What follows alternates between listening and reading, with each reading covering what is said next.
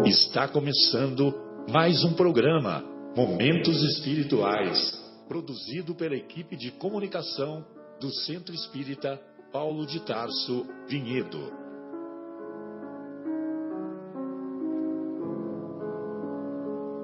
Se guardas contigo o estigma do sofrimento, indagando pela solução dos velhos problemas do ser e da dor, se percebes a nuvem que prenuncia a tormenta e o vórtice traiçoeiro das ondas em que navegas, vem conosco, estudemos a rota de nossa multimilenar romagem no tempo, para sentirmos o calor da flama de nosso próprio espírito, a palpitar, imorredouro na eternidade, e acendendo o lume da esperança, perseveremos juntos em exaltação de alegria que Deus, o Pai de infinita bondade, nos traçou a divina destinação para além das estrelas.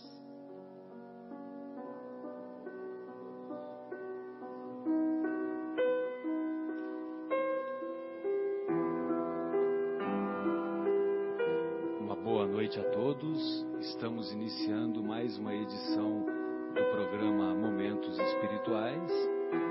Hoje é 14 de julho de 2017, uma data muito importante, um feriado nacional para os nossos irmãos franceses e também para nós em particular, porque o nosso querido Allan Kardec teve toda a sua trajetória na França.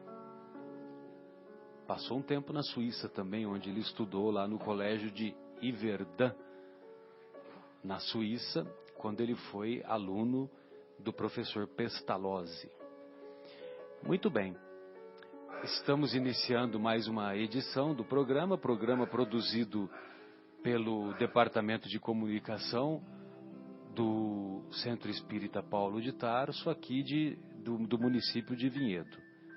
Estamos na companhia do nosso querido Marcos Melo, do nosso querido Guilherme, e hoje discutiremos e estudaremos o capítulo 17º de O Evangelho segundo o Espiritismo, capítulo intitulado Sede Perfeitos.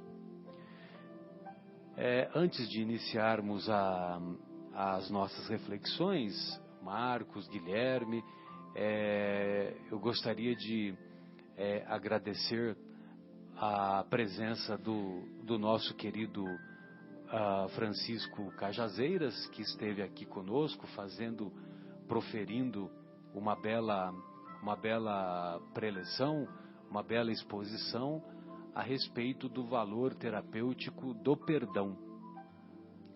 E a nossa casa ficou muito feliz com a presença dos amigos do Francisco Cajazeiras, a sua esposa Regilane, também o nosso querido Arnaldo de Capivari, aqui de Capivari, pertinho de Campinas, ele que é um dos editores da editora M e que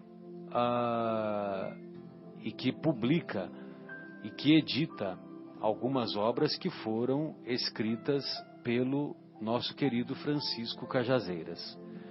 O Francisco Cajazeiras tem alguns livros que ele tem publicado, inclusive como médium, não só como estudioso, mas como médium. E tem um que eu particularmente estou interessado em adquirir, chamado Conselhos Mediúnicos, que foi ditado pelo espírito do professor Herculano Pires. E nós tivemos a grata satisfação de recebê-lo em nossa residência antes da palestra, que foi à noite, né, Marcos? Então ele tomou um café lá conosco por volta das 3:30 da tarde, e inclusive até, não sei como é que eu vou fazer, mas nós até gravamos o programa e e depois gravamos esse bate-papo, né? Essa entrevista bate-papo. E a nossa intenção depois é disponibilizar, inclusive com a permissão dele, disponibilizar no YouTube, como fizemos com o Geraldinho, com o Andrei, com o Aguinaldo Paviani, né? Se não me engano é Paviani, né, o nome dele. E também com a professora e pesquisadora Anete Guimarães. Então, nós ficamos muito contentes, muito satisfeitos com a presença. Andrei Moreira, eu falei o Andrei Moreira. E foi uma experiência muito, muito gratificante receber a presença carinhosa desses nossos amigos que vieram do Ceará, né, lá de Fortaleza, onde eles moram, para compartilhar conosco os seus conhecimentos e a sua experiência também no campo mediúnico. Muito bem. Então, entrando no tema de hoje, Sede Perfeitos, o capítulo 17 de O Evangelho segundo o Espiritismo, nós vamos encontrar lá no Sermão do Monte, capítulo 5 do Evangelho, das anotações do evangelista Mateus. Então nós vamos encontrar um trechinho que já foi estudado aqui algumas semanas atrás, que é um complemento do amai os vossos inimigos, né? Então ele diz assim, lógico que quem diz é o nosso mestre, que deve ser para nós não objeto de culto, e sim modelo de comportamento. Não objeto de culto, mas modelo de comportamento, que é a grande mensagem que ele veio nos trazer há 2000 anos, e há 2000 anos nós, no recesso das nossas consciências, temos ouvido o convite de segui-lo verdadeiramente. Não sei se isso pode ser comparado com o canto do cisne, mas vale a pena essa reflexão. Muito bem. Então, lá nas anotações do evangelista Mateus, nós vamos encontrar assim, lá no capítulo 5. Amai os vossos inimigos, fazei o bem aos que vos odeiam e orai pelos que vos perseguem e caluniam. Porque, se somente amardes os que vos amam, que recompensa tereis disso? Não fazem assim também os publicanos? Se unicamente saudardes os vossos irmãos, que fazeis? Se unicamente saudardes os vossos irmãos, que fazeis com isso mais do que outros? Não fazem o mesmo os pagãos? Sede, pois, vós outros perfeitos, como perfeito é o vosso Pai Celestial. Então, quando ele nos convida, né, o finalzinho do amai os vossos inimigos, quando nós formos capazes de amar integralmente os nossos inimigos, os nossos opositores, certamente que poderemos considerar isso como a apoteose da perfeição, né? A apoteose da perfeição. A apoteose é o desfile da escola de samba campeã, não é isso, Guilherme? A apoteose quando tem as escolas de samba campeãs, então, que ela vai se apresentar justamente para mostrar, né? Para mostrar todo o desfile que foi eleito considerado o melhor, etc, né? Mas dá uma olhadinha aí, apoteose. Então, a apoteose é o ato de divinizar ou endeusar uma pessoa. Divinizar ou endeusar uma pessoa. O que mais? Tem outro aqui, a ação de incluir entre os deuses.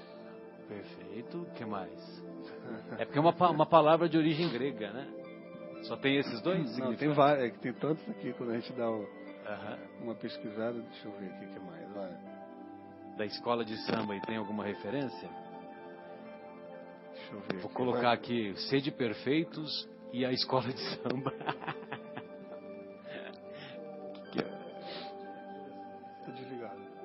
desligado, Márcio. Acho que está desligado. Está desligado. Tem que ligar no botão. Ah, tá. Isso, agora. Isso. Agora sim, agora Obrigado. sim. Pois não, Marcos. É verdade, o Cajazeiras fez uma referência, só que eu não me Foi uma lembro referência, exatamente. Você se lembra? Não, é exatamente essa aqui Do amai ser os perfeito, vossos né? inimigos, fazei o bem aos que vos odeiam e orai pelos que vos perseguem e caluniam. Você complementou, inclusive, que eu inclusive perguntou. que ele deixou, ele começou o comentário e deixou para a plateia se manifestar. Isso. Né? Aí então eu peguei, orai pelos que vos perseguem e caluniam. Exatamente. Porque ele falou sobre o perdão, né? Pelo o tema o valor terapêutico do perdão, perdão. Exatamente. Que tem tudo a ver também com essas passagens. Exato. Achei que esse termo também é amplamente utilizado no âmbito artístico, principalmente para se referir ao ápice de um espetáculo ou ao fim de uma cena que foi feita com maestria. Exatamente. Então, por isso que tem a apoteose, né? A praça da apoteose, Isso. quando tem o desfile das Término, campeãs. termina na praça da O apoteose. término, que é para comemorar como é que eles falam aí, finalzinho? Ao fim de uma cena que foi feita com Ao Maestria. fim de uma cena que foi feita com maestria. Legal. Exatamente. Muito bem. Então, nós podemos considerar dessa maneira, né? É lógico que a nossa trajetória como espíritos eternos que somos, nós somos um espírito eterno vivendo uma experiência na carne, como viveremos outras tantas experiências na carne ainda. Mas na verdade, olha só que curioso, né? Agora eu vou colocar uma minhoca na cabeça dos espíritas, né? Porque é o seguinte, na verdade nós só temos uma vida, né? Então quando os nossos irmãos eles se negam a aceitar a reencarnação, em parte eles estão corretos, né? Porque nós só temos uma vida. A vida espiritual é uma só, né? A trajetória desde o átomo até a evolução para chegarmos ao arcanjo, a vida espiritual é uma só de cada um de nós. Só que nós também temos a experiência de vivenciar na carne aquilo que é necessário para a evolução espiritual de cada um de nós. Exatamente. Então, ora nós vivenciamos a experiência num corpo saudável, ora num corpo doente, para valorizarmos a saúde, ora vivenciamos uma experiência social como pessoa dotada de patrimônio financeiro melhor, mais elevado, ora como pessoas mais humildes financeiramente e assim por diante, né? Para vivenciar. Ora reencarnamos como pessoas bonitas do ponto de vista físico, ora como pessoas não tão atraentes. É isso mesmo. E assim por diante. Então a vida espiritual é única, só que a vida da matéria é que são múltiplas existências na matéria. Muito bem. É isso mesmo. E então quando Jesus coloca Deus como modelo de perfeição, sede, pois, vós outros perfeitos, como perfeito é o vosso Pai Celestial. Então, quando o Mestre nos diz para nós imitarmos Deus, é para que tenhamos uma referência, não para que nós nos igualemos a Deus, porque Deus é um só. Seria impossível, Deus né? é único e seria impossível. Mas nós podemos nos aproximar dele. Como Jesus certamente já é vice-deus há muito tempo, né? 5 bilhões de anos, que é o tempo que a Terra existe, segundo os estudiosos. Então, 5 bilhões de anos, Jesus, como governador planetário, já era vice-deus, né? Ele já era um espírito próximo da perfeição. Naquela época, Então, quer dizer, há 5 bilhões ele já era perfeito. Pois é, há 5 bilhões, porque ele criou o planeta, imagina, ele para chegar é nesse espírito ponto. construtor de planetas, exatamente. Construtor de planetas. E ele fez um curso que nós não fizemos ainda, né? Acho que nem o Guilherme fez. E olha que é difícil, hein? Que é o curso de gestor de planetas. Puxa. Né? É ou não é? É. Quem que já fez esse curso de gestor de planetas? E sabe, Marcelo, até para colocar uma discussão Fica à vontade. nessa questão, no Sede Perfeitos, até esse livro, eu até utilizei ele para... Eu fiz essa palestra essa semana. Ah, que bacana. Eu dei uma estudadinha nesse livro. Eu achei interessante essa colocação a vivência do Evangelho segundo o Espiritismo, né, do Edson de Oliveira e Taide Gomes Schumacher. Né? Edson de Oliveira e a... Taide Gomes Schumacher. Taide Gomes, Schumacher.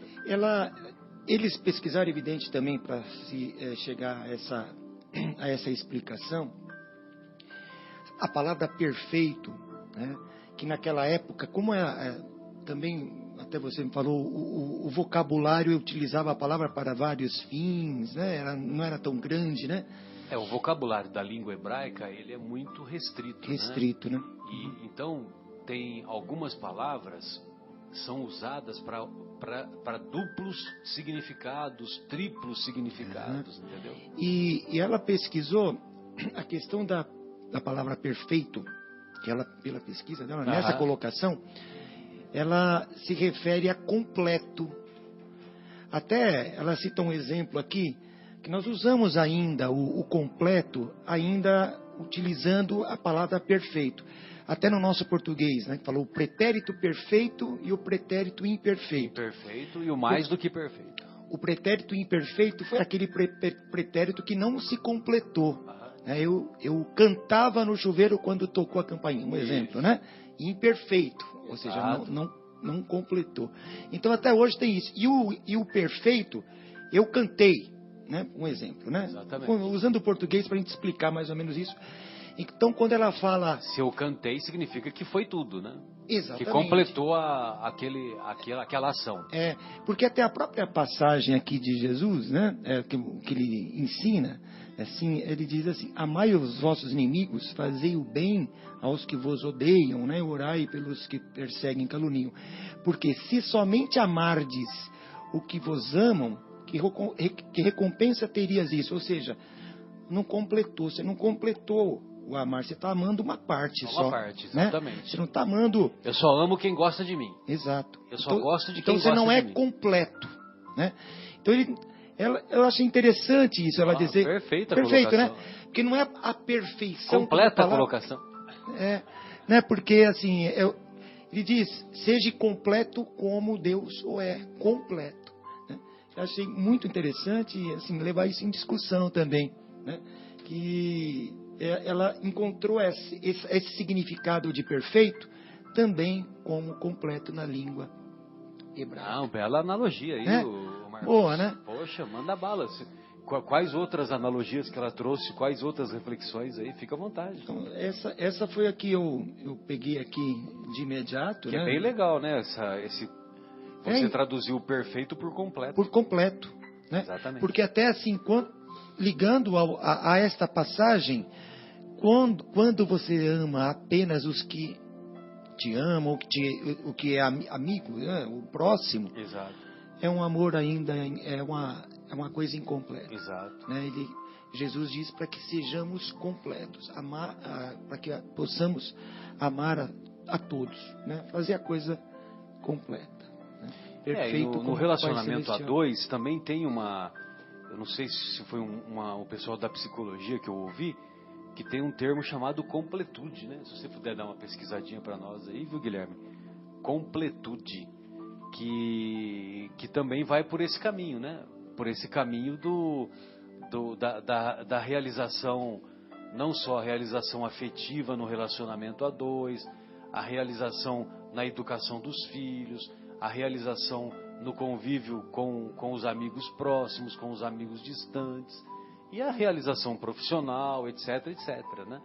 Agora, lógico que eu não estou dizendo essa visão evangélica, eu estou fazendo só uma ilação para o nosso dia a dia, né? Sem dúvida. E aí, Guilherme? Tá lento a internet, mas assim, completude é qualidade, estado ou propriedade do que é completo, perfeito. Perfeito, olha lá. E qual outra colocação? Tá correndo? Beleza.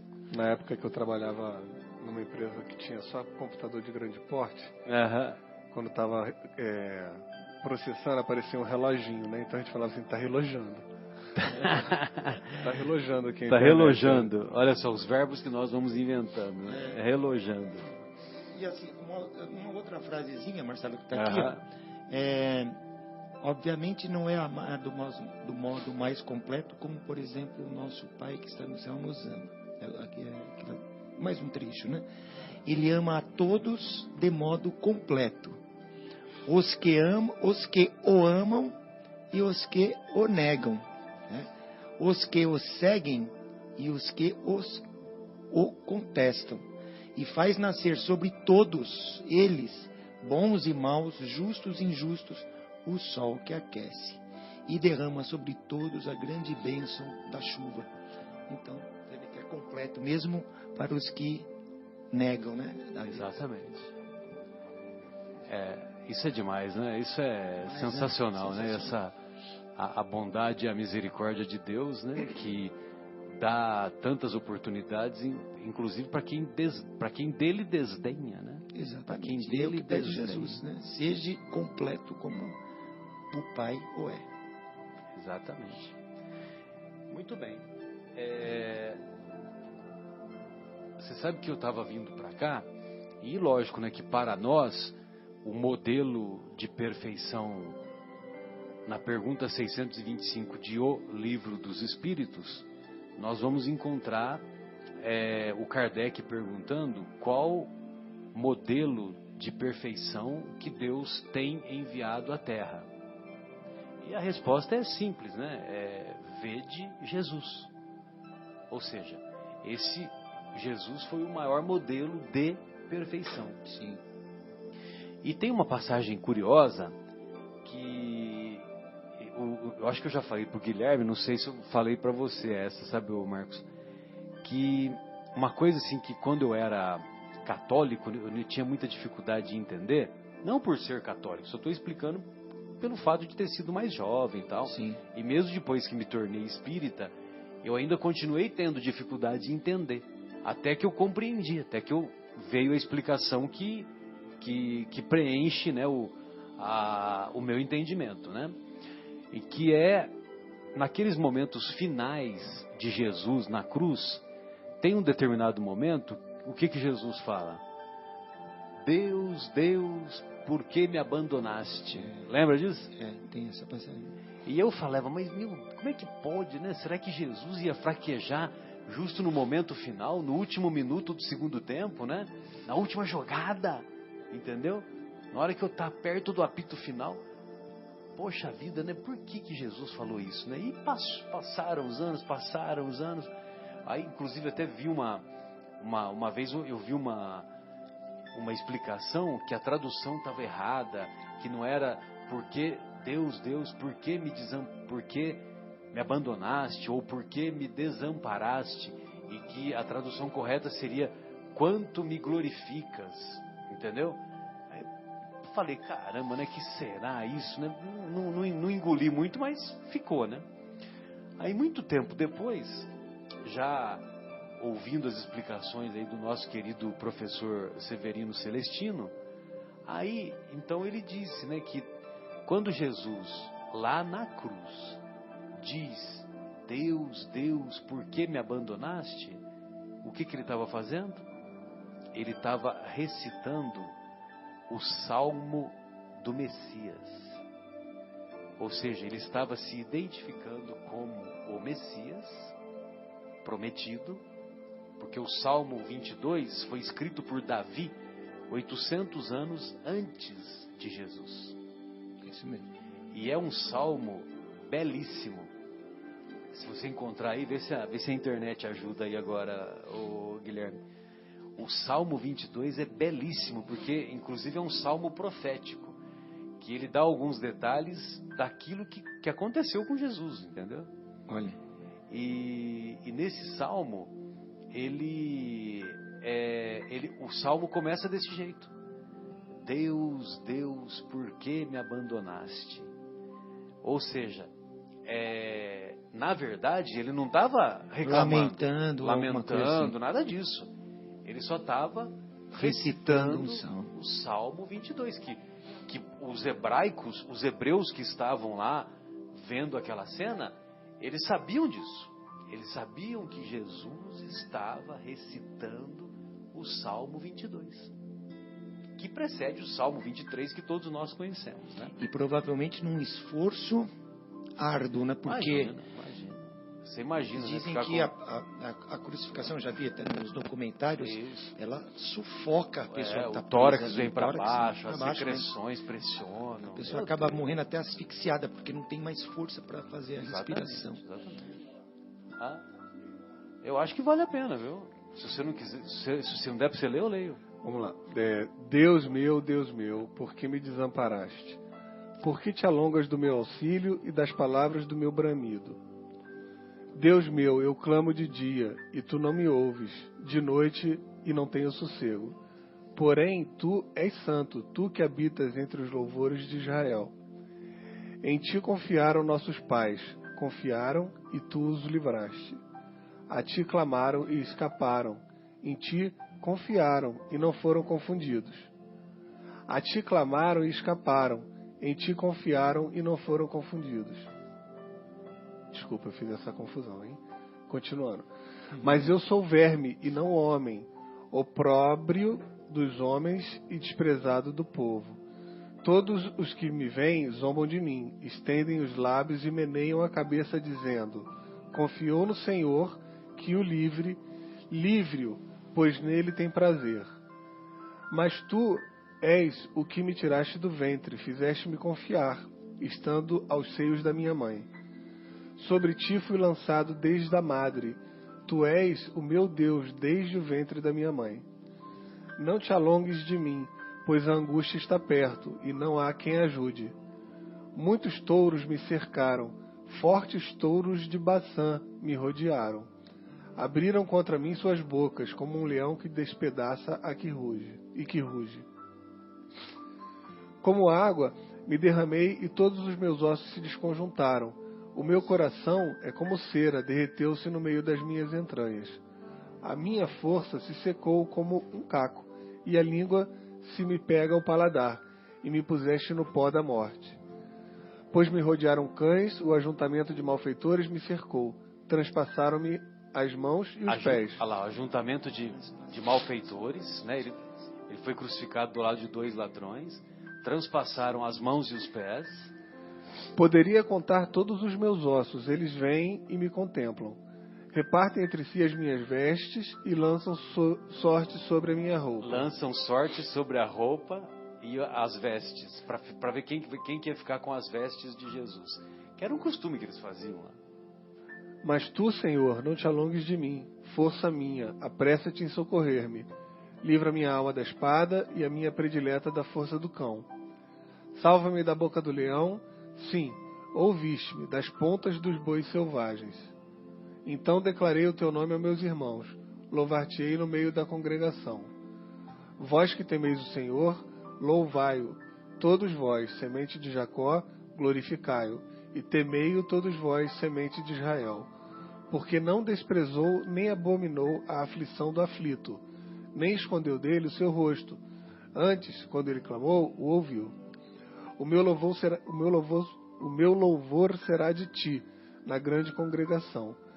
Pagarei os meus votos perante os que te temem. Os mansos comerão e se fartarão. Louvarão ao Senhor os que o buscam. O vosso coração viverá eternamente. Todos os limites da terra se lembrarão e se converterão ao Senhor, e todas as famílias das nações adorarão perante a tua face. Porque o reino é do Senhor, e ele domina entre as nações. Todos os que na terra são gordos comerão e adorarão, e todos os que descem ao pó se prostrarão perante ele, e nenhum poderá reter a vida, e nenhum poderá reter viva a sua alma. Uma semente o servirá, será declarada ao Senhor a cada geração. Chegarão e anunciarão a sua justiça ao povo que nascer, porquanto ele o fez.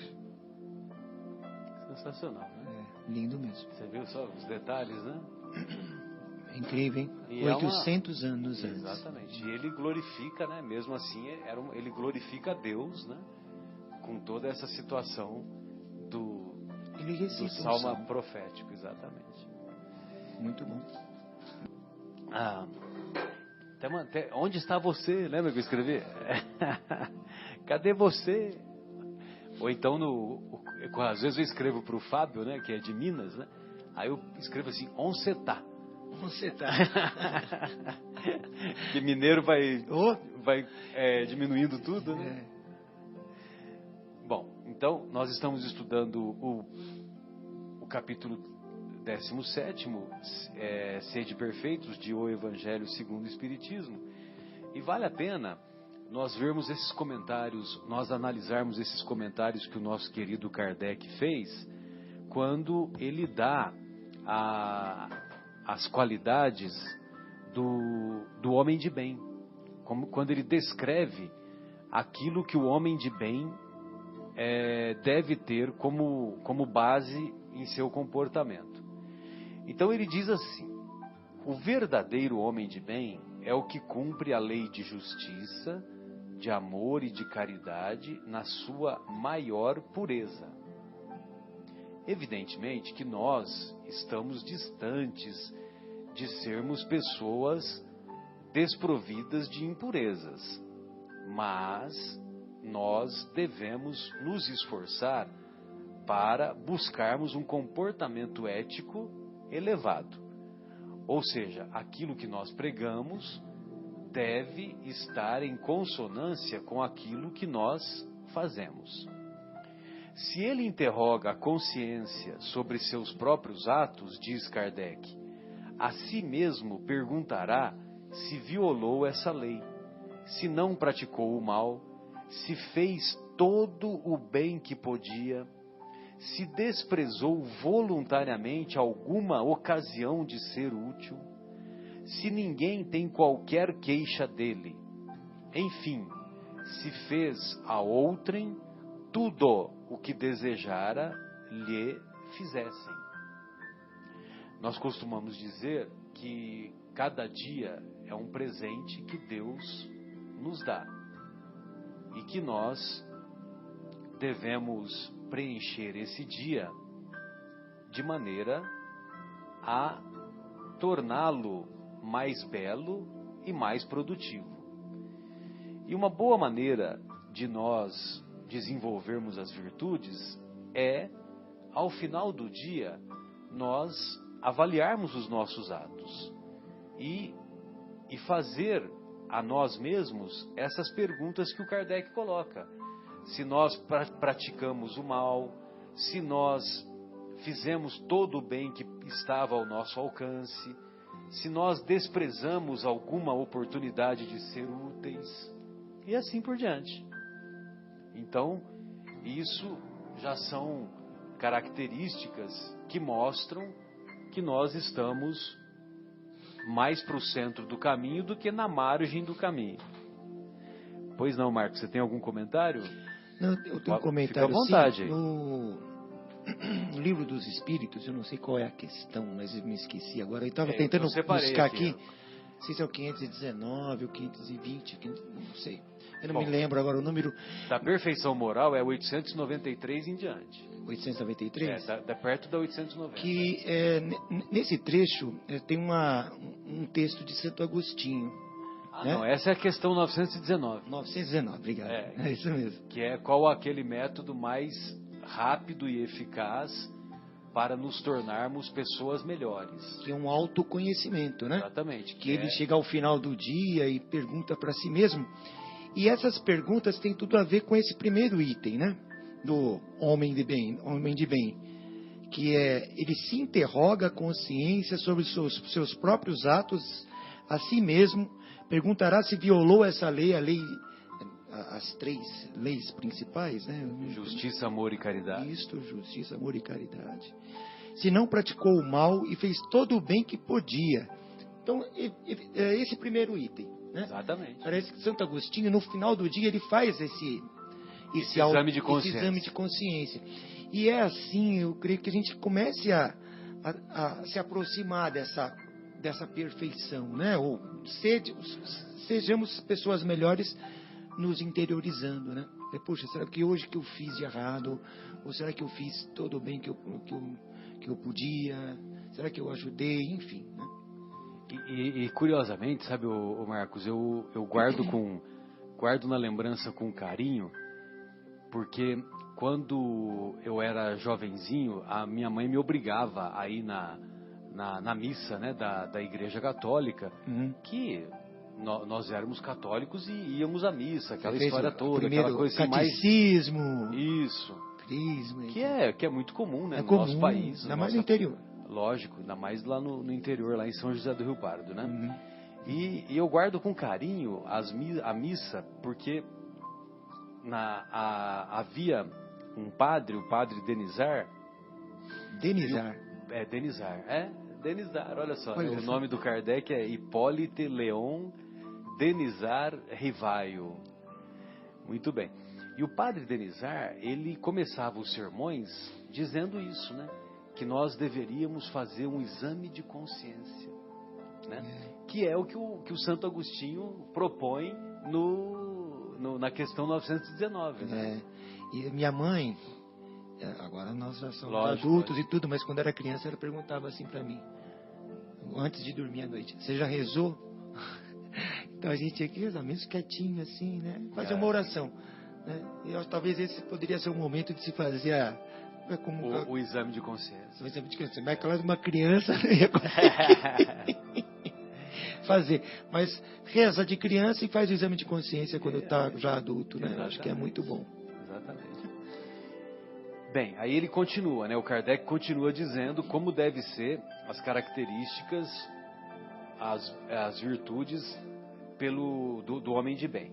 Então, o homem de bem, ele deposita fé em Deus, na sua bondade, na sua justiça e na sua sabedoria.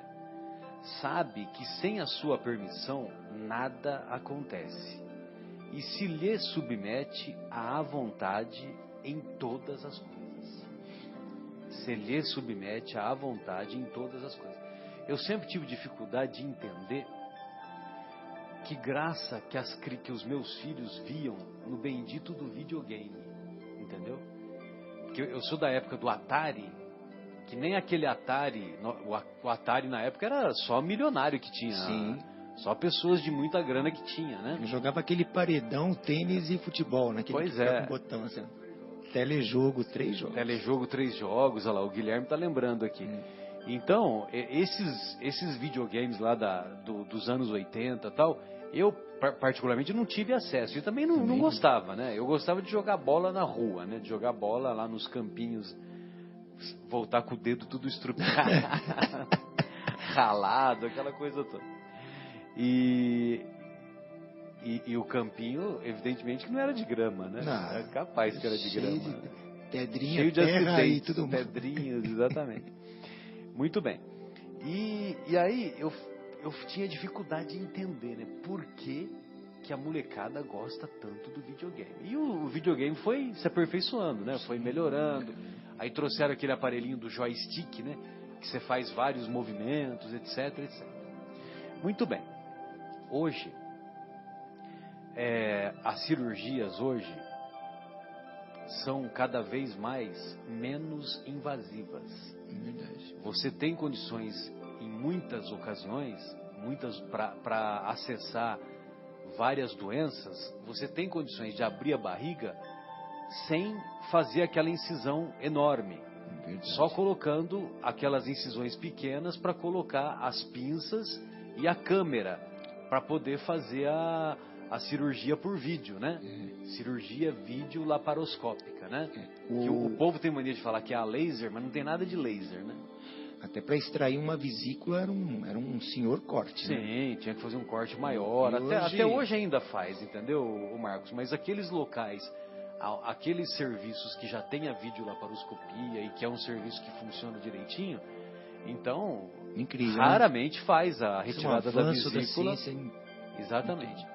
E agora, além da videolaparoscopia, o aparelho da vídeo, ele fica acoplado a um robô que é a cirurgia robótica.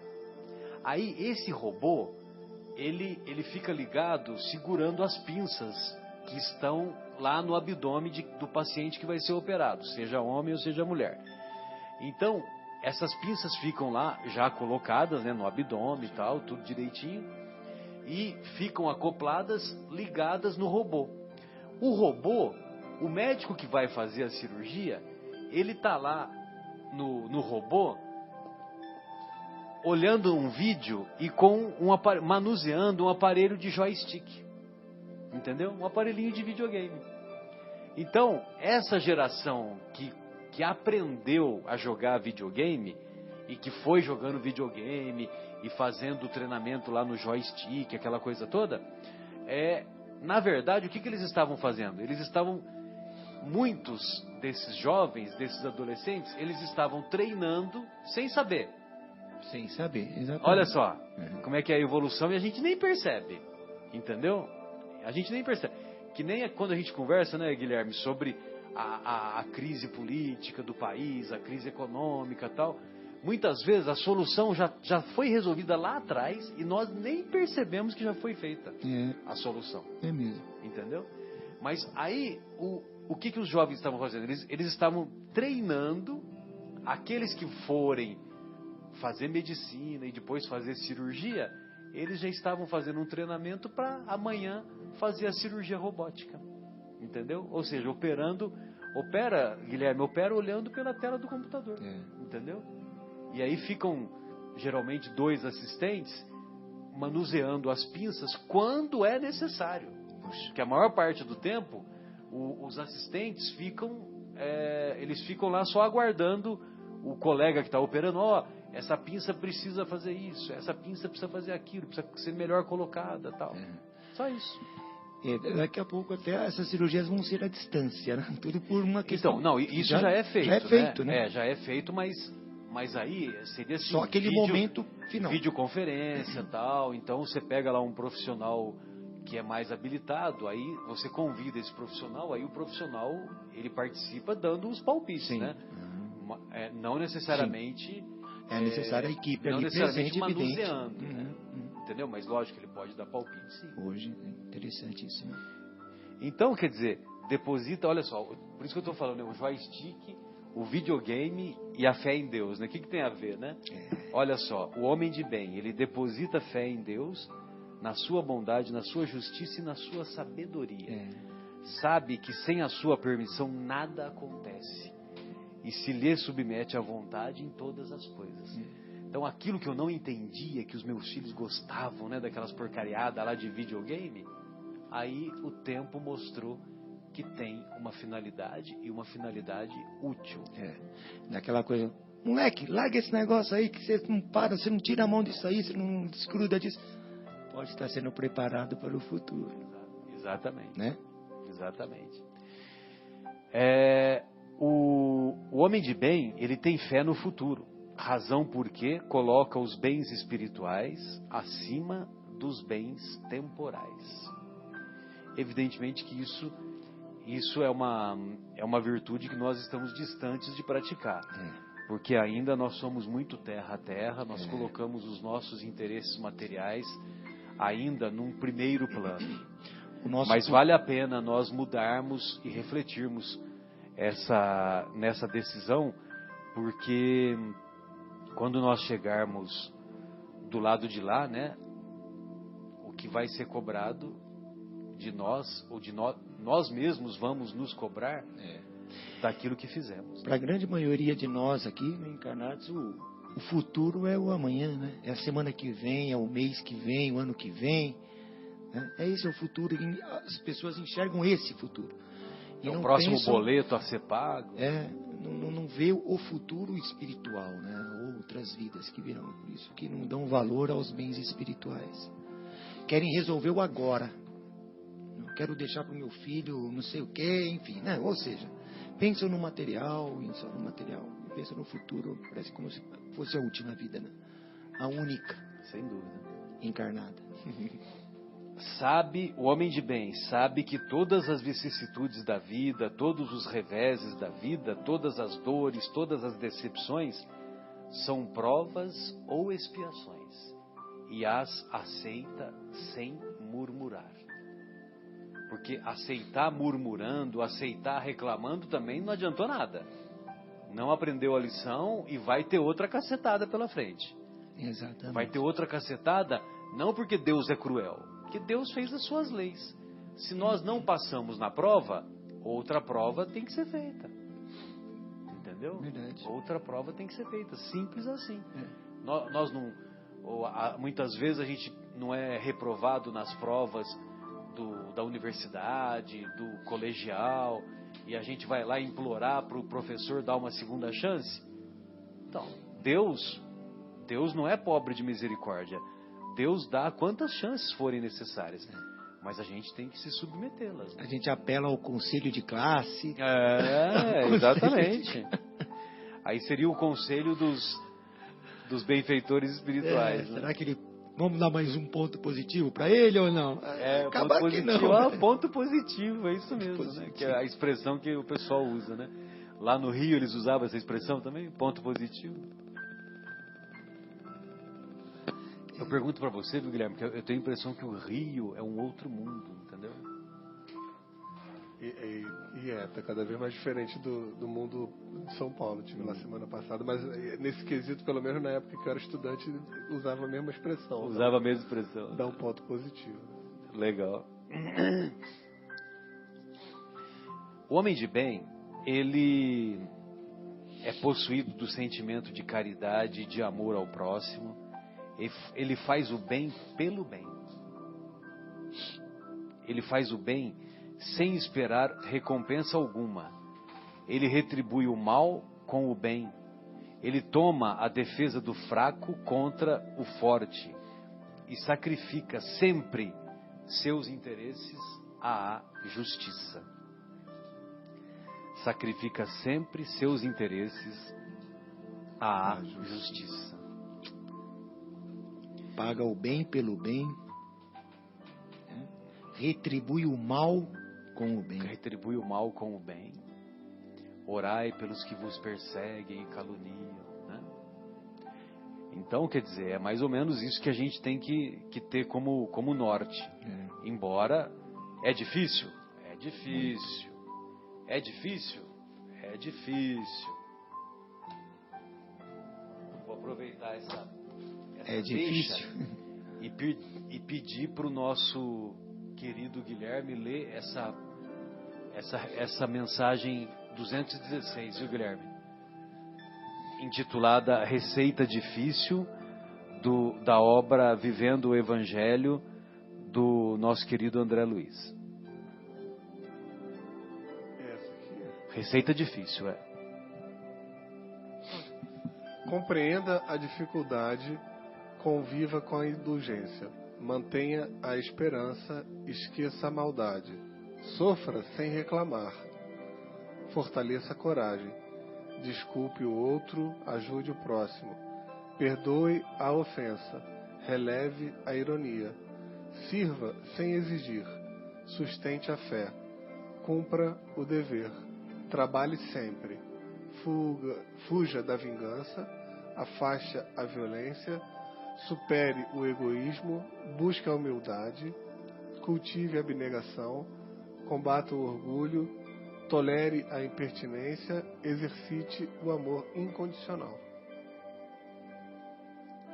É realmente muito difícil a receita do Evangelho para a conquista da perfeição, mas Jesus não exige santificação imediata, apenas pede o esforço da renovação íntima. Muito legal, né? Muito legal. Lógico que nós não vamos virar anjos após 70, 80, 90 anos de existência. Todos sabemos que é difícil. Mas se nós nos esforçarmos... E o Haroldo diz, né, eu assisti a palestra dele do Ser de Perfeitos, ele fala assim, nós estamos condenados a sermos perfeitos. Cedo ou tarde nós vamos chegar a ser perfeitos. Então não adianta nem brigar contra isso, né? Você pode até não será agora, mas poderá passar milênios e milênios, mas nós vamos alcançar a perfeição. Nós estamos condenados a sermos perfeitos. Estamos condenados, né? Exatamente. Nós seremos perfeitos num momento. Porque o Espírito... Já fomos condenados, né? Já fomos, né? O Espírito não regride, né? Ele só anda para frente, né? Só... Então, como você falou, repetimos de ano, nós vamos fazer novamente aquele ano, e de novo. Fica aquele aluno grandão numa classe dos pequenininhos, até ele aprender aquela lição e passar de ano. E assim vai galgando ano a ano. Passando vergonha, né? Passando vergonha, né? Porque se nós estamos junto com os pequenininhos de novo, né? Pode mudar de colégio. Muito bem. Ele também é possuído do sentimento de caridade, de amor ao próximo, faz o bem pelo bem, já foi. O homem de bem, ele encontra satisfação nos benefícios que espalha, nos serviços que presta, no fazer felizes os outros, nas lágrimas que enxuga, nas consolações que prodigaliza aos aflitos. Seu primeiro impulso é para pensar nos outros antes de pensar em si. É para cuidar dos interesses dos outros antes do seu próprio interesse. O egoísta, ao contrário, calcula os proventos e as perdas decorrentes de toda ação generosa. O Geraldinho conta que o Chico, muitas vezes ele saía para fazer as peregrinações pela periferia, e ele ia visitando, e ele fazia questão de entrar na casa das pessoas, não para fazer serviço de inspeção, né? Mas para ver a real situação, né? E muitas vezes ele via que naquela época antiga, né? Então havia o fogão a lenha. E naquele dia o fogão a lenha não havia sido aceso. Por quê? Porque não tinha o que fazer. Então, quer dizer, aquilo para ele era um motivo de muita dor, de muito sofrimento. E isso dava muita força para ele fazer mais e mais. Né? O homem de bem é bom, humano e benevolente para com todos. Benevolente é aquele que tem boa vontade, né? Benevoluntas, do latim benevoluntas. Então, o homem de bem é bom, humano e benevolente para com todos, sem distinção de raças nem de crenças, porque em todos os homens vê irmãos seus. Em todos os homens vê irmãos seus. Isso é uma coisa que eu particularmente admiro na doutrina espírita. Veja você, né, que não que nós sejamos mais do que os outros, viu, Guilherme? Muito longe disso, né? Porque o movimento espírita no Brasil e no mundo, ele é feito por homens. E se os homens são imperfeitos, evidentemente que há imperfeição. Mas, uma coisa assim que muito me admira no serviço assistencial da grande maioria das casas espíritas, é que muitas casas espíritas assistem inúmeras famílias, né? Tem casa espírita que ajuda 10 famílias. Tem outras casas que ajudam 35. A nossa atualmente ajuda 90 famílias. E não é fácil ajudar 90 famílias, não, né? Vocês veem, né? Vocês veem lá que o Farid está sempre fazendo as campanhas, e pizza disso, e lasanha, e feijoada, que é para manter, né, a situação, né? E nunca foi perguntado para nenhuma família, nunca, aliás, no questionário está abolido lá, não se pergunta qual a religião que aquela família professa. Isso mesmo. Podem pegar lá o questionário, você vai ver, entendeu? Então não interessa qual que é a religião. E nós sabemos, né, que a maioria das casas espíritas age assim também. Tem imperfeições? Tem imperfeições. Mas esse item nós nos sentimos felizes por esse motivo. O homem de bem respeita nos outros todas as convicções sinceras e não lança anátema aos que como ele não pensam. Então, muitas vezes, nós estamos diante dos nossos irmãos que professam outras denominações religiosas e cabe a nós respeitar esses nossos queridos irmãos. Sim. Nós não nos julgamos mais do que eles. Também não nos julgamos menos. Mas não consideramos que o nosso modo de pensar é superior ao deles, e numa eventual discussão ou reflexão sobre um determinado tema, nós não vamos ficar falando, a reencarnação explica tudo, a imortalidade da alma explica tudo, porque tem a experiência de quase morte. A experiência de quase morte como é que se diz? É a prova material de que a vida continua, entendeu? Então nós não devemos fazer isso, né? Engole, né? Engole agora com esse argumento meu. Que é isso? Entendeu? Que é isso? Tanto é que tem um pensamento que o pessoal diz que é melhor ser gentil do que ter razão. Isso mesmo. Né? Então, a gente vai criar inimizade por causa de maneira diferente de pensar. Não tem cabimento isso. É isso mesmo. Em todas as circunstâncias, toma por guia a caridade, tendo como certo que aquele que prejudica a outrem com palavras malévolas, que fere com o seu orgulho e o seu desprezo a suscetibilidade de alguém, que não recua à ideia de causar um sofrimento, uma contrariedade, ainda que ligeira, quando a pode evitar, falta ao dever de amar o próximo e não merece a clemência do Senhor. Você tem mais algum comentário que você gostaria de fazer, Marcos? Tranquilo. Então, eu acho que valeria a pena nós fazermos uma pausa, porque ainda tem mais algumas reflexões, né?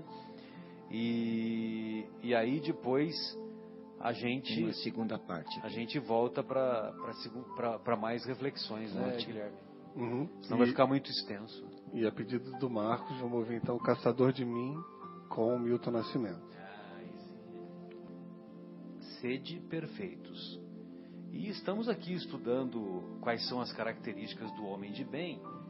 E o Kardec delineia outras virtudes. Então ele diz que o homem de bem não alimenta ódio, nem rancor, nem desejo de vingança. A exemplo de Jesus, perdoa e esquece as ofensas e só dos benefícios se lembra, por saber que perdoado lhe será conforme houver perdoado. Então aí veja você que para nós nos constituirmos um homem de bem, o perdão está no cerne, está na base do seu coroamento. Para o seu coroamento. É indulgente, o homem de bem é indulgente para as fraquezas alheias, porque sabe que também necessita de indulgência e tem presente esta sentença do Cristo: atire-lhe a primeira pedra aquele que se achar sem pecado, aquele que se achar sem erro. Então aquela passagem da mulher adúltera, né, é uma passagem muito significativa.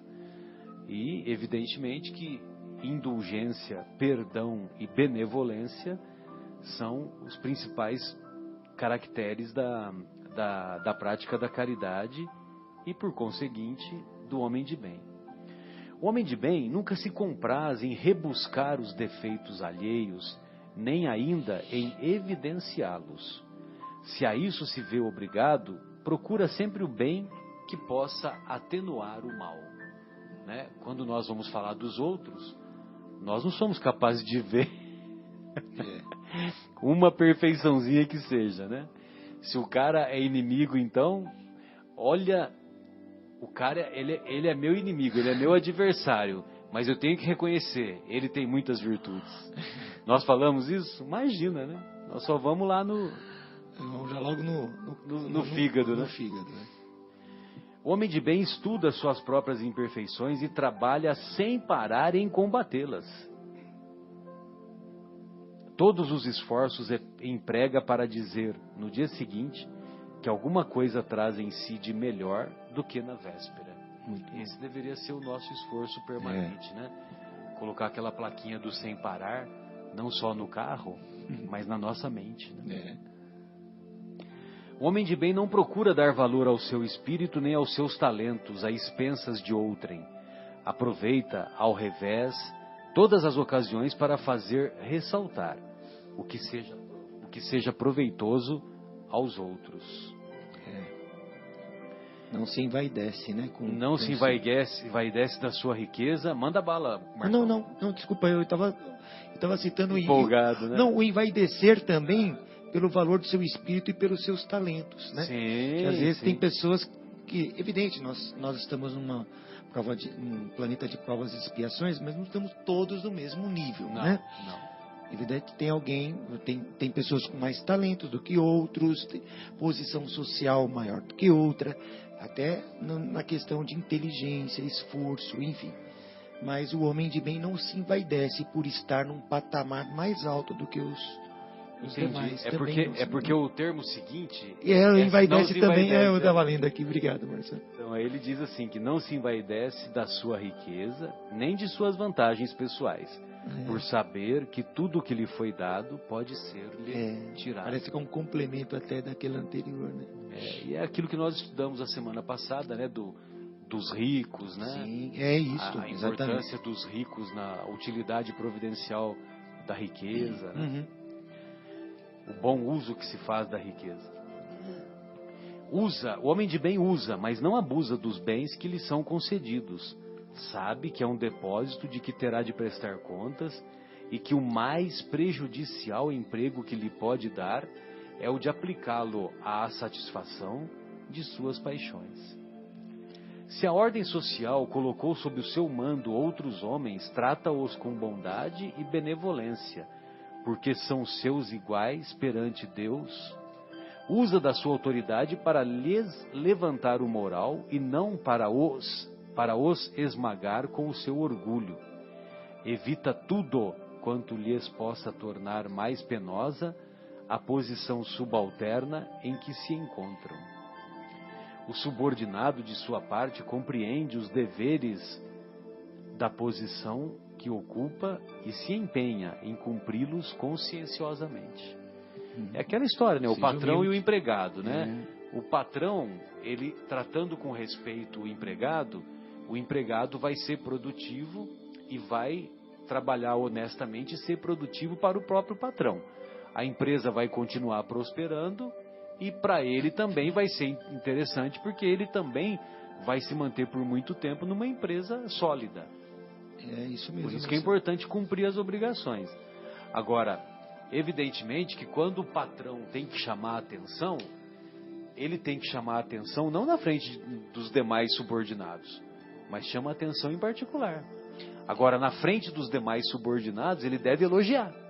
Né? Exatamente. Elogiar, sim. E essa questão até na lição da semana passada que nós estávamos conversando, né?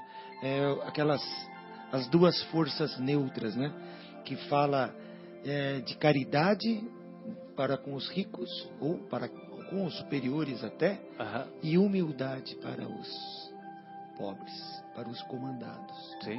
Os comandados teriam humildade. Que seria uma função, né? Os ricos, a função é exercitar a caridade. E aos pobres serem humildes. Os pobres exercitar a humildade, exatamente. Finalmente, o homem de bem respeita todos os direitos que aos seus semelhantes dão as leis da natureza, como quer que sejam respeitados os seus direitos. Não ficam assim enumeradas, olha só, essa frase que é lapidar, né? O Kardec finaliza assim: não ficam assim enumeradas todas as qualidades que distinguem o homem de bem, mas aquele que se esforce por possuir as que acabamos de mencionar, no caminho se acha que a todas as demais conduz. Incrível, né? Sensacional, né? Tá no caminho, tá no centro do caminho, no centro da meta, né? Vai ficar longe, longe da margem, né, do caminho, longe de ser marginalizado, e não sendo marginalizado não vai se aproximar do abismo. E depois que chegar a alcançar todas essas, saberá quais são as demais, que não estão listadas aqui. Exatamente. Muito bom, né? O Kardec é demais, né? Assim, suspeito para dizer. Meu Deus do céu. Queridão, você pode ver para mim aí a questão 893 de O Livro dos Espíritos? 893. O que o Kardec perguntou para os benfeitores?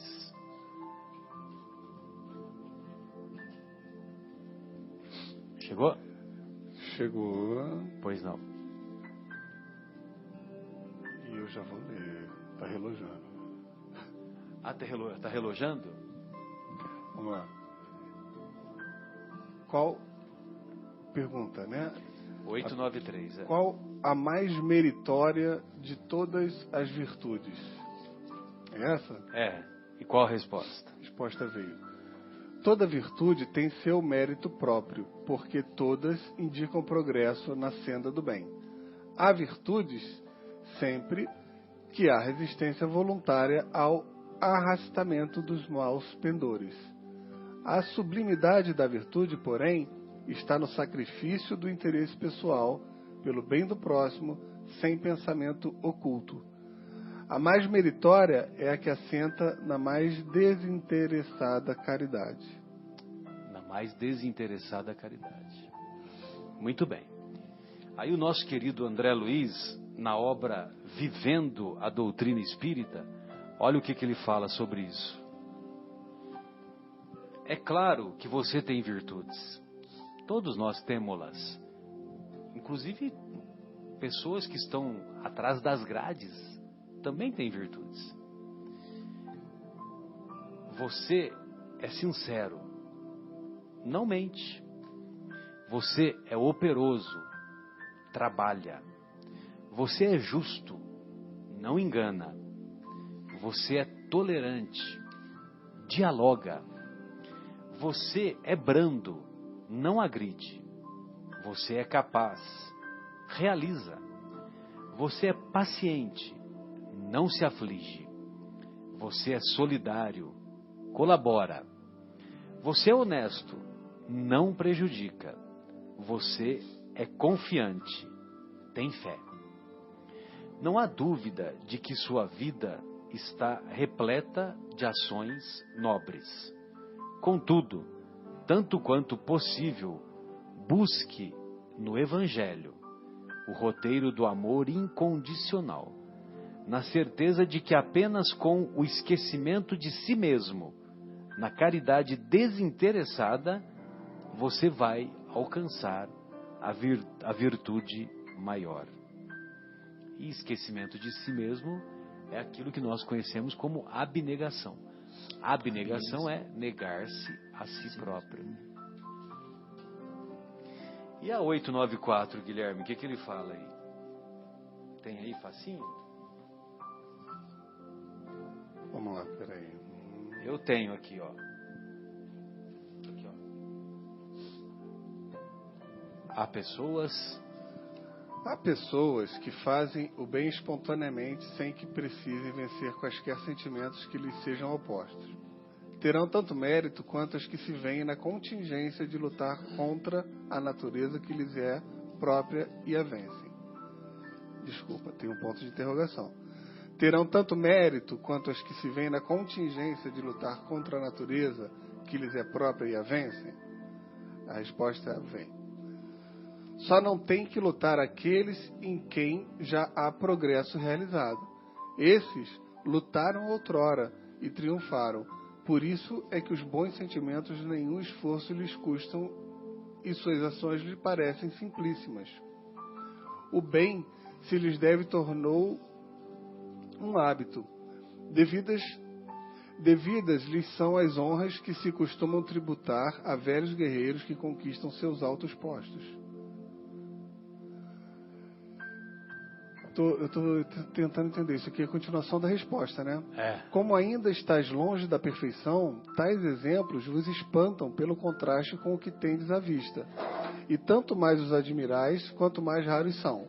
Ficais sabendo, porém, que nos mundos mais adiantados do que o vosso, constitui a regra, o que entre vós representa a exceção. Em todos os pontos desses mundos, o sentimento do bem é espontâneo, porque somente espíritos bons os habitam. Lá, uma só intenção maligna seria monstruosa exceção. Eis, pois, que neles os homens são ditosos. O mesmo se dará na terra, quando a humanidade se houver transformado, quando compreender e praticar a caridade na sua verdadeira acepção. Sensacional, né? Então, aí, o nosso querido André Luiz, ele fez uma mensagem aqui intitulada Mérito. Lute contra seus impulsos inferiores. Raiva, desista. Ofensa, não faça. Intriga, impeça. Mentira, não aceite. Desprezo, interrompa. Polêmica, não comece. Humilhação, renuncie. Aspereza, não continue. Egoísmo, abstenha-se. Orgulho, não alimente. Inveja, afaste. Ódio, não cultive. Vingança, revogue. Não importa se é fácil ou não você seguir o roteiro do Evangelho. O mérito está em fazer o bem, e o bem é sempre o mesmo, em qualquer circunstância.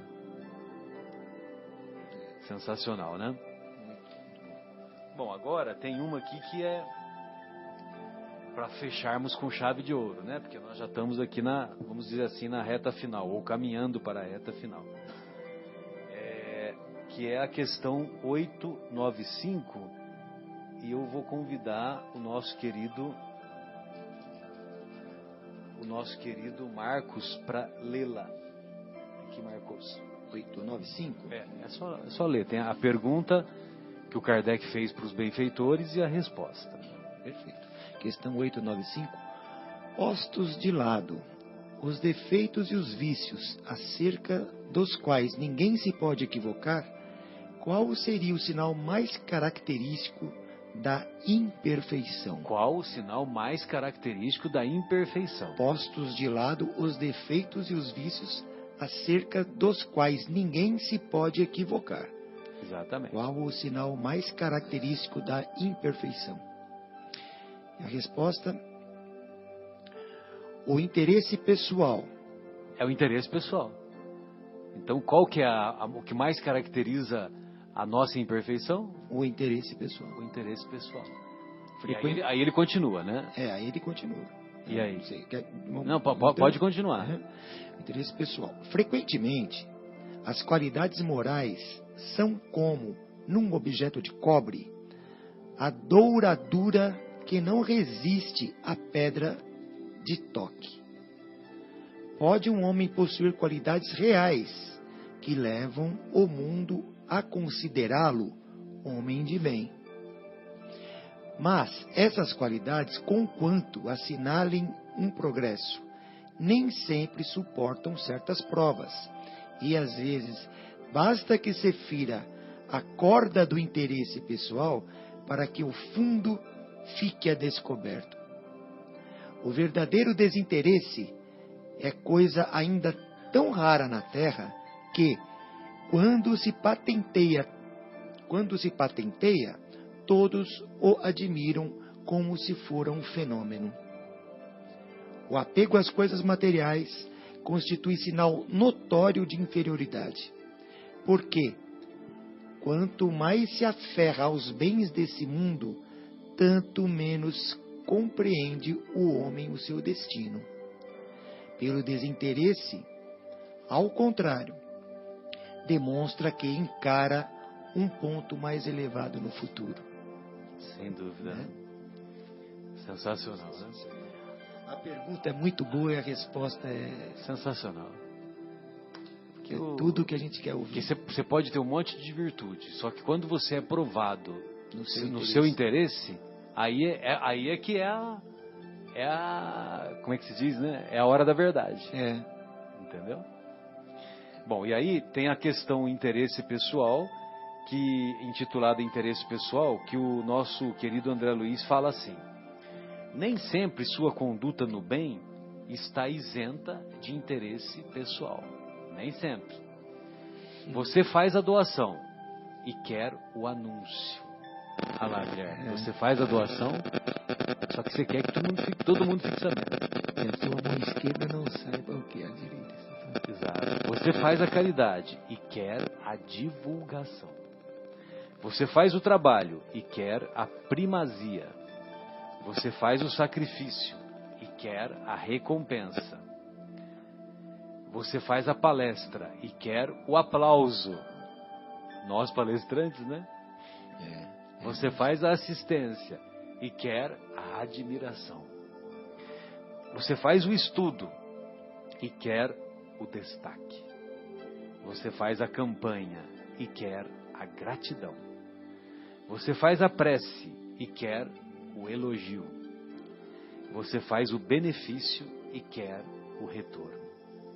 No esforço da transformação moral, tenha em mente a conquista do desprendimento, na certeza de que o interesse pessoal não é só o apego aos bens materiais, mas é igualmente a necessidade de ter para si o reconhecimento pelo bem que faz ao próximo. É mesmo. Então nós devemos ter para nós mesmos a necessidade de ter o reconhecimento do bem que fez ao próximo. Uhum. Não para os outros. Não para os outros. Muito bom. Então vejam vocês aí que as reflexões relacionadas à perfeição, à busca da perfeição, elas são questões assim que nós consideramos. Às vezes eu converso com algumas amigas, né? A minha tia, quando eu me tornei espírita lá no começo dos anos 80, né? 81, 82, então eu ia com a minha tia lá no centro espírita lá em Santo André, que foi o ano que eu fiz o cursinho lá, né? Em 82. Aliás, foi o ano daquela Copa, né? Da Copa de 82, a Copa do Sarriá, do Parque Sarriá lá. Que foi alguns dias atrás, né? O 5 de julho, né? Ixi, Maria. 5 de julho de 82, que foi aquela dor lá. Inclusive eu estava lá em Uberlândia fazendo vestibular. Nem sei o que eu fui fazer lá, porque eu não tinha condições nenhuma, né? Só tinha feito 6 meses de cursinho, imagina. Nossa. Aí eu acabei assistindo lá, né? Foi aquele sofrimento lá. Uma choradeira só. Onde você estava quando Ayrton Senna morreu? E no 5 de julho? Eu lembro quando Ayrton Senna morreu. No 5 de julho. De 82, você não lembra? Lembro também. Eu também. Tem umas datas marcantes, né? No 11 de setembro. 11 de setembro, né? Incrível como a gente marca, a gente sabe direitinho, né? Exatamente o que você estava fazendo naquele dia, onde estava. Curioso, né? Curioso. Então, e aí eu ia com a minha tia, e aí eu ficava assim, ouvindo a conversa da minha tia com a irmã dela, né, que é uma outra tia carinhosa, por sinal, e também com algumas frequentadoras lá do centro, né? E volta e meia a conversa era assim, Guilherme, era assim, é preciso ter paciência, mas é tão difícil. Então, quer dizer, quando eu falo assim, tão difícil, pronto, já pra mim não é estou impossível. tendo paciência nenhuma. Impossível, você nunca vai ter paciência, né? Olha, nessa situação, a gente precisa tolerar, mas é tão difícil. Então, quer dizer, o que adianta, né? Nós vamos caminhar como, né? Então, por isso que na outra mensagem lá, o André Luiz diz isso, né? Quando você está no caminho da prática do Evangelho, não é importante saber se é fácil ou se é difícil. Mas o importante é você colocar em prática, né? Exercitar. Então, vamos fazer a nossa última pausa. Eu não sei, o nosso querido Marcos separou uma historinha aí, né, Marcos? Eu estou separando, eu estou dando uma lida aqui nesse livro, belo livro do Malbataan. Lendas do Céu e da Terra. Legal. Então, tem vários textos aqui, curtos até. Perfeito. Separa um aí. Separa um que esteja dentro do tema para a gente dar uma lida aqui. Que é muito nós legal. Vamos fazer a nossa última pausa e encerramos aí com a sua história. Ótimo. E vamos ouvir então com Toque no Altar a música Te Louvarei. Hoje, refletindo sobre o capítulo Sede Perfeitos, o 17º, de O Evangelho segundo o Espiritismo. E o nosso querido Marcos separou uma reflexão aí para nós, né, Marcos? Isso, eu separei aqui do livro do Malbataran, Lendas do Céu e da Terra, uma história breve, chama O Irmãozinho. Diz assim: uma menina chinesa conduzia às costas um pequenino de 2 anos de idade. Ao vê-la passar, vergada ao peso daquela carga, um sacerdote perguntou-lhe: é pesado, menina?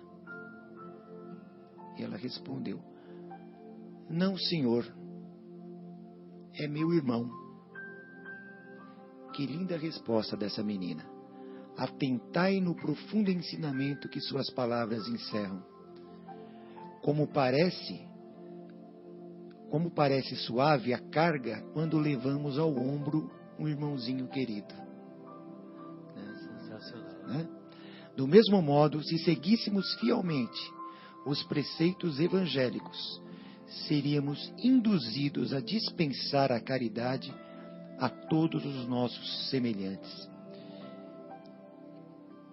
E o sacrifício em proveito do próximo se tornaria muito leve, pois que seria feito por um irmão. Ó Jesus, divino modelo da caridade, dai-me aqueles puros sentimentos de amor ao próximo de que nos deixastes tão admiráveis exemplos. Fazei, Senhor, que eu ame santamente os meus semelhantes por amor de vós, que nunca deles suponha mal, que lhes acudam em suas necessidades e que, sofrendo suas fraquezas nesse mundo por amor de vós, possa um dia cantar com eles vossos louvores no céu. Lindo, né? Sensacional. Perguntou para ela assim, é pesado? Não, é meu irmão. É meu irmão. Ou seja, não interessa se está pesado, se não está. Está fazendo pelo irmão, é leve, né? Nesse considera. E eu estava falando para o Guilherme... Podemos passar isso para o irmão, não necessariamente de sangue. Né? Essa música, essa passagem, eu já ouvi uma história que ela inspirou um compositor a criar uma música muito conhecida. É verdade. Eu acho que você mesmo comentou comigo. Isso, né? Só que agora eu não me lembro quem He is My Brother, do The Hollies, que é uma música linda em inglês, né? Dos anos 80. Exato. Que esse conto... Que é baseado nessa história, ou serviu de inspiração. Serviu de inspiração. Não é pesado, é meu irmão. E essa música diz exatamente essa letra. Exato. He in heaven, he's my brother. Sensacional. Guilherme vai separar aí, Guilherme, já achou? Não achou? Não achou a música? Não sei se daria tempo, mas... poderia ficar pro final, né? Não sei se dá para ficar pro final, né, Guilherme? Se não der, sem problema. Uhum. Muito bom. Bom, pessoal, então hoje eu acho que nós já dispusemos muitas reflexões aí a respeito de sermos ou de nos tornarmos perfeitos, de nos tornarmos completos, de pelo menos avançarmos na senda do progresso, enfrentando com coragem e as dificuldades de estabelecer dentro de nós as virtudes. Dificuldades existirão, lógico que existirão, mas vale a pena colocarmos em prática permanente esse esforço de nos tornarmos melhores no dia a dia, de nos tornarmos mais pacientes, mais tolerantes, de nos tornarmos menos egoístas, menos orgulhosos, de valorizarmos os companheiros de jornada, não só os da nossa convivência no lar, como também os nossos amigos, não só os nossos amigos do dia a dia, como também os amigos distantes, e também valorizarmos os nossos adversários, os nossos opositores. Porque os nossos